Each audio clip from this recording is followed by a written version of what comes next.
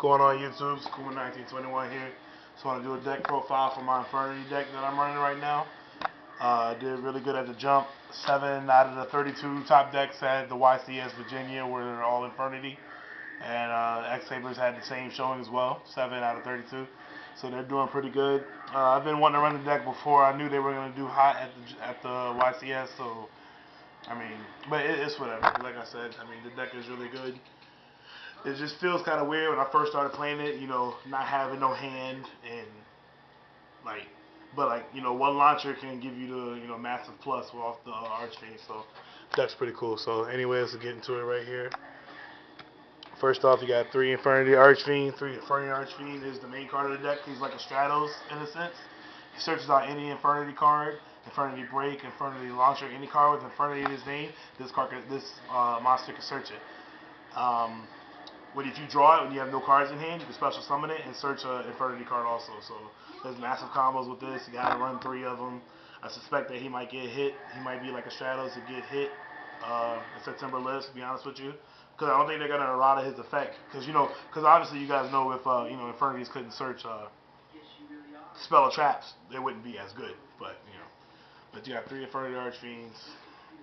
Next main part of the deck, 3 Infernity Beetle. This is the Deep Sea Diva of the deck. 1200 attack, 0 defense, pretty beefy monster. Tribute it and get 2 more. Like I said, when you have no cards in hand, they all work with, remember, having no cards in hand. It's very weird, but I mean, it's a new mechanic. Hopefully they keep coming out like the next Dark deck or whatever they come out concept. Some cool new OTK type concept that we had. Excuse my stuttering. I'm ready to go to bed. It's like 11 something over here, but I wanted to get this out the way and get it done for you guys. I didn't put a video up in a minute.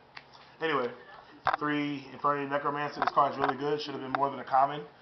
You can Zombie Master, in a sense, in a way. He's like a Monster Reborn. Back any Infernity monster from the grave, even the big Infernity Doom Dragon.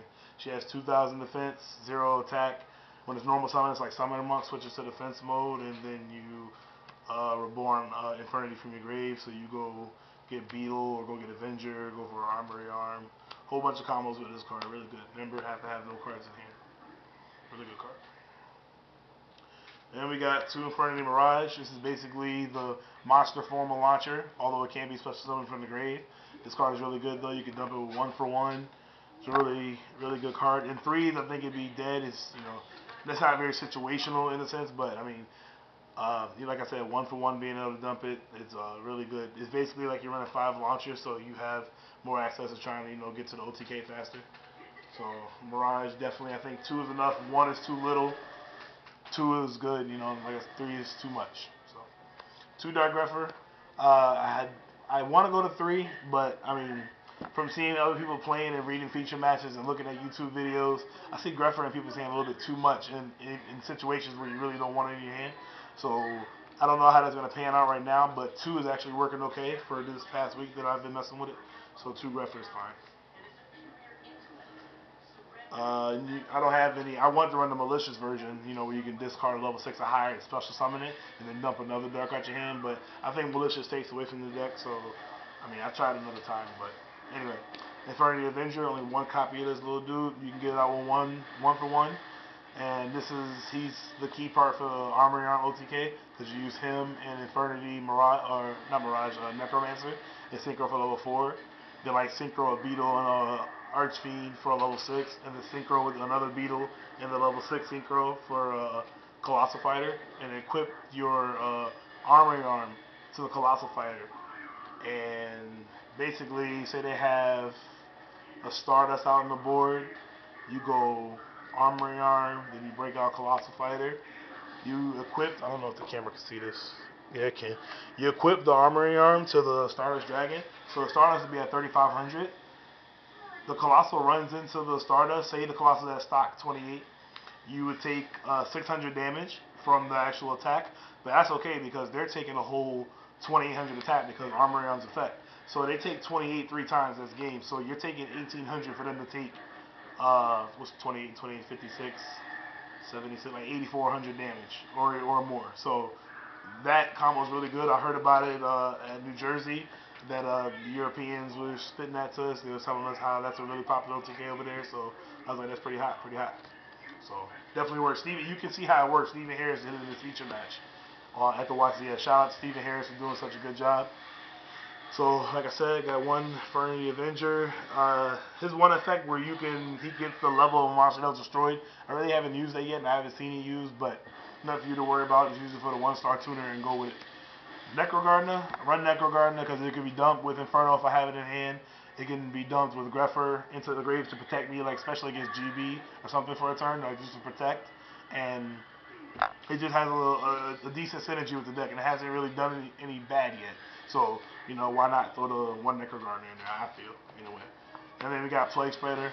Not needed, because you have 4 other tuners in the deck, but he really is good when you have the extra. Say you have a spell, say you have Heavy, Mirage in your hand, and you're just hoping you don't top another monster next turn. If you top a monster anyway, like a Grepher or another Infernity, obviously you can't go off, because you can't play the Mirage with, still having no cards in hand to activate its effect. Which time do I have left? 6 minutes, okay. So, you set that other monster back on top of your deck, and then voila, you have a 2-star tuner in the attack and defense mode, whatever, the Plague Spreader. Then you play your Heavy Storm or whatever. Well, actually, obviously, whatever the situation, you play your Heavy Storm or set your back row, whatever it is, first. Then put the last monster on top of your deck so you can actually use your normal summon for the turn. And since you can't double normal summon, unless you play double summon. But anyway, and then I play the Mirage and do your combos. So I like Plague Spreader in here right now. I haven't done any bad yet. This is a 16 monster lineup. 15 might be the ideal, but I like 16 for now. On to the spells. We got 1 Reinforcement of the Army. Searches the Rhoda. Can search the Necro Gardener, the pitch for Inferno, and stuff like that. A good couple of fakes with this card. You can set it for a bluff, obviously. Do whatever you need to do with it, but you guys know about Reinforcement of the Army. 1 Foolish Burial. Foolish Burial to dump key cards in the deck or extras of Archfiends when people try to soul release or crevice from a different dimension or whatever it's called, or DD Crow. Throw in extra Archfiends so you can keep trying to Mirage and launcher your cards out. 1 for 1, it gets out the Avenger and the Mirage, really good card. You gotta discard a monster card though, which is okay. So pitch that, special summon one of those level 1 guys, pretty good. For your back row removal, we got MST, Giant True Nate, and Heavy Storm. That's the only generic, besides Nobleman Extermination, that's the only mass removal cards we have in these anyway. And this is really good. I love changing this to oppressions and stuff like that. I don't see a lot of people doing that. I see a lot of people that activate the MST or Destiny on the oppression or whatever. But I'd rather just be pro with it and just make them pay the 800 first, then chain it. That's most of the time what I usually do. Unless they say the only card they have on the field is oppression, and then they set another back row that could be like Solemn or Dark Bribe. So I'll probably end phase it then in that situation. But because they could just Solemn your MST or whatever. But anyway, 2 Book of Moon. A lot of the traps really aren't removal, so I wanted to get some other type of removal, so I might as well put it in the form of spells. 3 I think is too much right now, but 2 is really good. And also we have, last but not least, Infernity Launcher for a total of 11 traps. I'm not even going to go through that. You know what this card does, really good. I mean, broken card, especially because you can search it out with Archfiend. Makes it even better. And then, how much time I got left? Got 8 minutes. Right. Call of the Haunted to get back an Archfiend and activate its effect. Get back a Necromancer. Do whatever with it. Solemn Judgment. Starlight Robe. Torrential Tribute. Air Force. 2 Infernity Barrier. 2 Dust Tornado. 2 Bottomless. And 3 Infernity Inferno. So yeah, that's the deck. Side deck. If you guys want to see it, I'll post it in the sidebar down there, wherever it is. I'm not gonna go through that now, regardless whether I have time or not. I don't think there's a point to. I mean, you kind of alter your synchro deck how you want to. So yeah, I'm gonna take this deck to regionals this weekend in Stratford, Connecticut. Wish me luck, and see how it does. I'll give you guys an update, let you know what's going on. The ratio for monster spells and traps is 16, 11, 14, for a total of 41. So I will be putting up a trade binding video. I haven't put up one of those in a very long time. So I will get into that, and you guys have a good night. Be easy. Akuma 1921 is out.